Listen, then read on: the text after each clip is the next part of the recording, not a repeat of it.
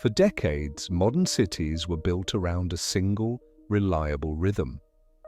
Every weekday morning, millions of people left their homes, traveled into central business districts, worked for 8 or 9 hours, and then traveled home again. Transport systems were designed around it. Office towers depended on it. Cafes, retail, cleaning services, security, parking. All of it assumed that people would show up every day at roughly the same time. It wasn't just a habit, it was the foundation of an economic system. Then, almost overnight, that rhythm stopped. What's interesting isn't that work changed, it's how many other things quietly depended on work not changing. And once people experienced a different way of organizing their time, the old rhythm didn't fully return. When offices emptied during COVID, most people assumed it was temporary. A pause, a disruption, an uncomfortable but brief chapter before things returned to normal. But when restrictions ended, something unexpected happened. People didn't rush back. Central business districts weren't abandoned, but they became inconsistent. Some days felt busy, others felt strangely quiet. Mondays and Fridays often felt empty.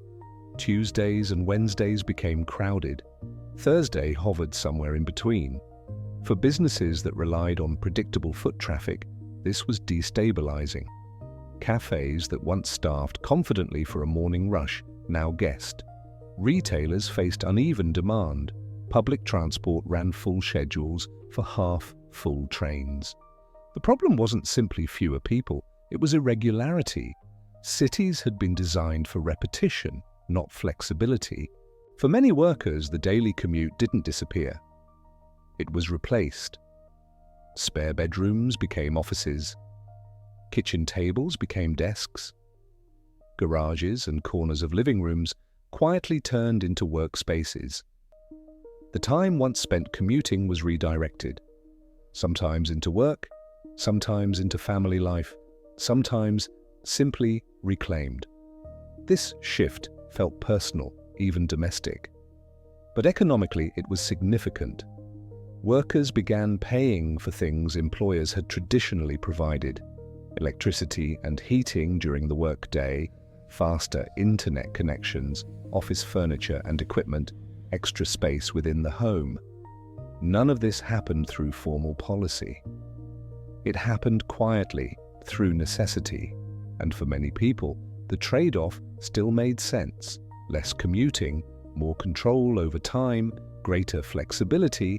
But while work moved home, something else didn't move at all. Office leases stayed exactly where they were.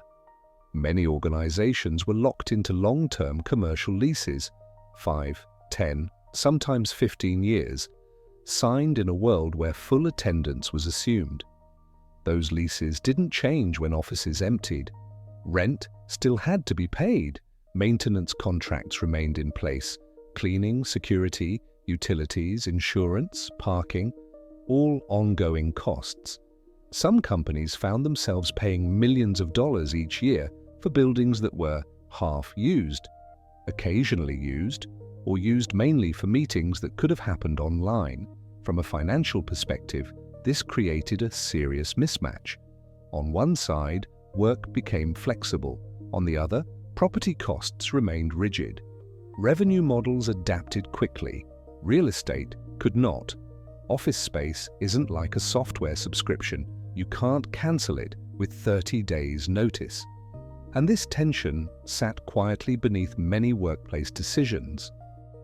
It's easy to ask why companies didn't simply downsize or leave. The answer is that commercial property doesn't behave like consumer space.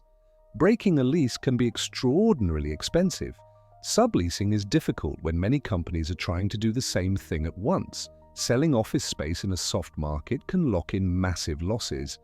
In some cases, companies were financially better off continuing to pay for unused space than exiting the lease entirely. This is where many return-to-office decisions become easier to understand. For some organizations, bringing people back wasn't primarily about productivity. It was about justifying a sunk cost. If you're paying for the building anyway, there's pressure to use it, even if it's not the most efficient option. What looked like cultural decisions were often financial ones. What makes this period so unstable is that no single group caused it. Workers discovered flexibility, businesses inherited rigid costs, cities lost predictability, transport systems lost certainty, retail lost reliable demand. Everyone adapted locally. No one redesigned the system globally. None of this happened because people were lazy, entitled, or resistant to work. It happened because behavior changed faster than infrastructure. Work didn't just move online. It revealed how many systems quietly depended on people commuting every day, without ever questioning why. Once that assumption broke, it couldn't simply be restored. That's why the empty city problem isn't really about offices. It's about what happens when habits change, but the structures around them don't. And when you step back and look at it that way, it makes sense.